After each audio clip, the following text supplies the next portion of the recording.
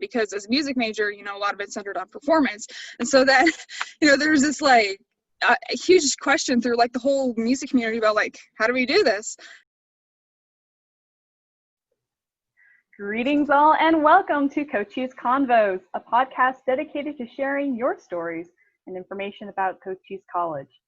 This is episode 3 of Cochise Convos, Quarantine Edition, where we will be listening to your stories as students and alumni and how you've managed to adjust during the COVID-19 pandemic.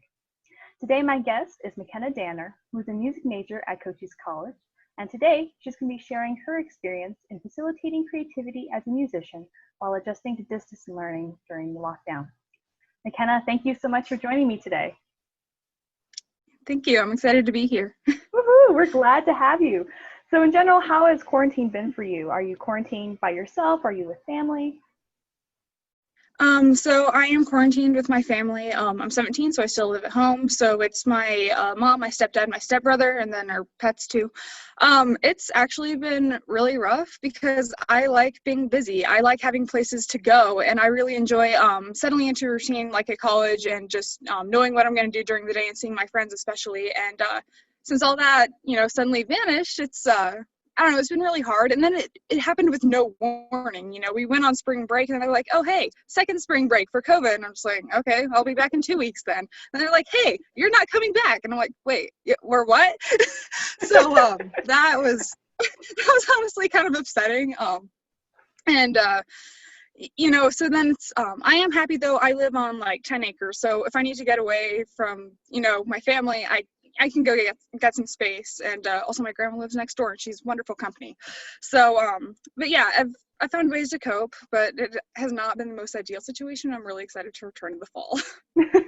I know how you feel. Me too, girl.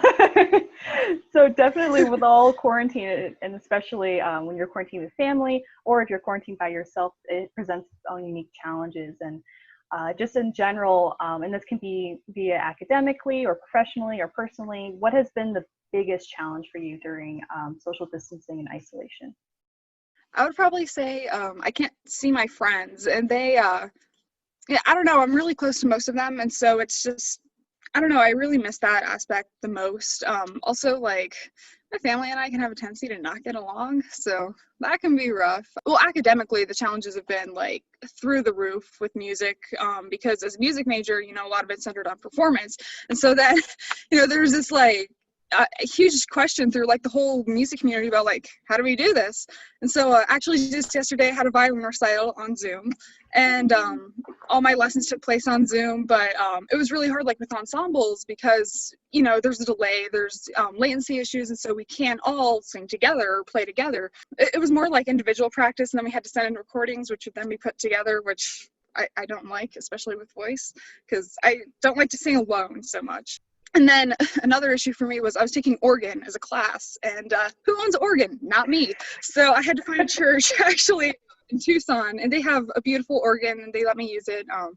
And no one else was there, so I was just free to stay as long as I had to, which really, it worked out great. That must have been incredible, especially when you're in an empty church, because most churches have incredible acoustic, and to be in there all by yourself must be so powerful. Oh, it did. I mean, I don't know if I could ever like play for a full church, but there was something really cool about just like playing the organ for an empty church, and it did have wonderful acoustics.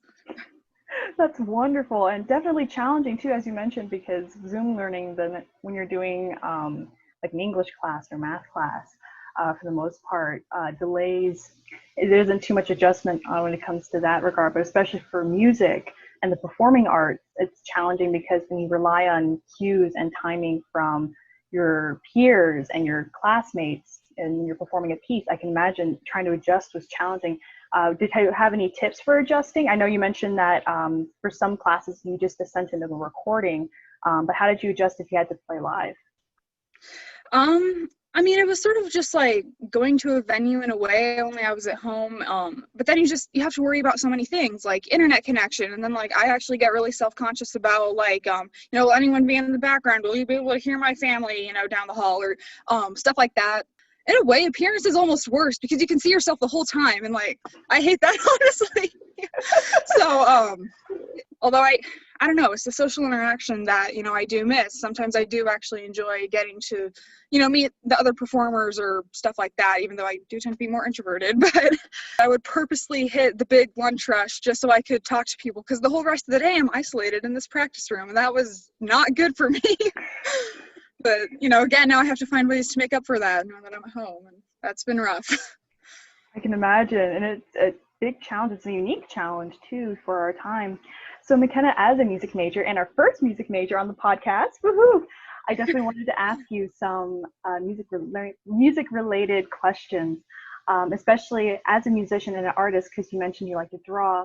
Or where do you find your inspiration, especially during this time? Do you look at more into your emotions? Do you find it from nature or another avenue? Where do you find your inspiration? So for me, it's primarily my emotions. So I also write poetry, which serves as a base for some songs I've written. It's always been focused on like what I'm feeling, but then also a lot of the times I can focus on like someone that I know and like how I feel towards that person. You know, it can get ugly. It can be, you know, angry or, you know, sad or whatever, hurt. But there's also a lot of people that I can write about where it comes out very positive. So yeah, I would say primarily it's always my emotions. That's great because it's a channel to fuel your feelings and that energy into something that's productive and very creative. If you had to write a musical piece based off your COVID-19 experience, what genre would you put it in? Part of me says instrumentals, just because that is easier for me to write since I don't have to worry about lyrics. But another part of me says like screamo or something, because sometimes, you know, that's just how I feel. I'm just like, you know, why is this happening? You know, why did I have to you know, have to learn from home now and you know, stay at home. So definitely, while we have this time where we're social distancing and staying at home, there's definitely a lot of times for personal reflection. So is there anything new that you learned about yourself while social distancing? mostly I just learned how much I actually do love social interaction from like certain people. I guess I have had more time for self-reflection in a way, and just like, you know, what do I want to improve on, or like you know, how do I like keep myself from getting so negative, and, you know, instances like this where, oh, suddenly, you know, there's nowhere to go for 3 months, you know. So Yeah, because that's important to kind of figure out, like, okay, what helps me feel human again, or helps me reconnect to a more positive sense of self. It's definitely a challenge, and I know I've had a few guests on the show who mentioned that they struggled a lot with feeling depressed or anxious. So that's definitely great to hear how you're able to find different avenues to not only recognize what makes you happy, but also to say, oh, okay, I'm starting to slip. I need to do something to bring myself back. it's really easy to start feeling anxious because, you know, all of a sudden your whole routine is just gone. And then, you know, you have to start back from scratch. Before I started college a few years ago, I was homeschooled, but my routine was very different than what I would have to make now. So that was really a struggle. It's easy to feel anxious, and it's very easy to feel, you know, depressed. And it's like, oh, I can't see my friends. I can't do this. I can't go out. I can't do anything really. And we're now out of quarantine in our area, but we're still social distancing. What were some of the ways that you managed to keep that social interaction? I would call and actually text my friends a lot more, and like people I hadn't talked to in a while, just to check in, and that actually helped me a lot. And like I said, I live like out in the country, so I'm able to actually go on like 2.5 mile walk like every day if I want, and that for me has been really great. And, you know, like I said, I can call my friends during that actually, and you know, it's just a way to get out of the house and feel like I'm actually going somewhere, you know, to talk to my friends. Also, like video calling over a normal voice call has been really helpful, because then in a way it almost feels like I'm there with the person. With now that our quarantine is over, we're still social distancing, but we're right in the prime time where many academic institutions are making the decisions whether to open up fully in the fall, or if they are, you know, what kind of tactics they're going to do to make sure that people can still safely attend school. So for you, what suggestions would you have for these schools and how they should open up post-quarantine? So like personally, I'm not a firm believer in like social distancing. Like if I give someone a hug, I don't think that I'm necessarily gonna get sick. Like just be smart and wash your hands is really like all I can think of. Don't touch your face. I'm touching my face right now, but I haven't been around people, so yeah, honestly. Yeah, so I mean, I feel like it's just I feel like people are going a little overboard, and I do understand, like, okay, for 2 weeks you might not know you have it, and then you're spreading it a lot. So I do get that, and COVID still is on a rise in Arizona. But at the same time, I do feel like it is a little bit of an overreaction.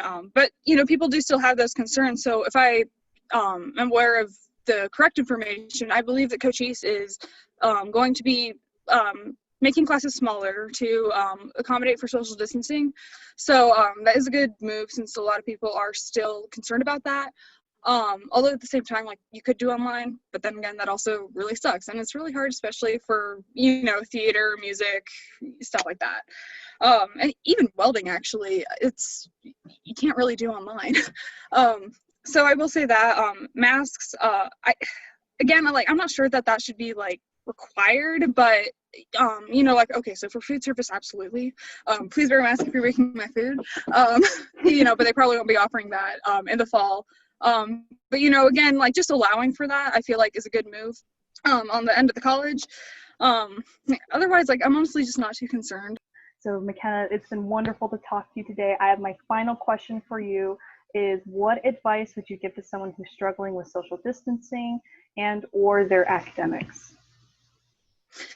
Ooh, if you're okay, I'll tackle social distancing first. I would say if you're struggling with that, so like for me, at least from like certain people and like certain friends, I really like physical touch. I have not had that since quarantine started. So for me, just like any other sort of interaction you can get with your friends, or like for me, even just like wrapping up in a blanket, and then it's just like, oh, it's some form of a hug, I guess. Or actually for me, holding my pets has helped so much. And I don't know, that's the biggest thing for me. So if you can, find an animal, go hug it. I would say that for social distancing. And again, like, I think if you pass by like within 3 feet of someone, I don't think that's a huge deal. I mean, just common sense, wash your hands, don't touch your face if you're touching other things. As far as academics go, honestly, that was a big struggle for me. I mean, I would straight up just forget when class was, or forget to attend so many times. And did that take a toll on my grade? Probably. But yeah, so I mean, set alarms if you're taking online. In person is a lot easier, I feel like, to remember, just because like you're there and that's the main reason why you're there, whereas at home it's like there's no purpose to be anywhere. So yeah, I would say set an alarm if you're doing online. That was something I think I did once, and it worked. Otherwise, yeah, getting into more like of a routine, because like from day to day, I was like, yeah, I have class this day, but when do I eat? When do I sleep? When do I take a shower? When do I, find time for myself? Like, that was all just sort of up in the air. So get into more of a routine, and I think that will help remember like when classes are, and also it's just keeping that stability and security of just having a routine. I think that would be helpful for like the mental health of most of us. That's wonderful. Yes, definitely routines are important, because it's easy to kind of be like, okay, I'm going to, knock school out and I'm going to do this and this, and then you forget to take care of yourself, which is not good, because then you can't do your schoolwork to the same level. So I'm glad you mentioned that. McKenna, thank you so much for joining me today. It's been a pleasure to talk to you and hear your insights. And for everyone tuning in, thank you so much for listening and for watching. If you like what you hear, please be sure to like, comment, and subscribe below. And please hit the little bell icon button for post notifications so you get a notification every time that we post. Thank you all so much for joining us, and have a wonderful day.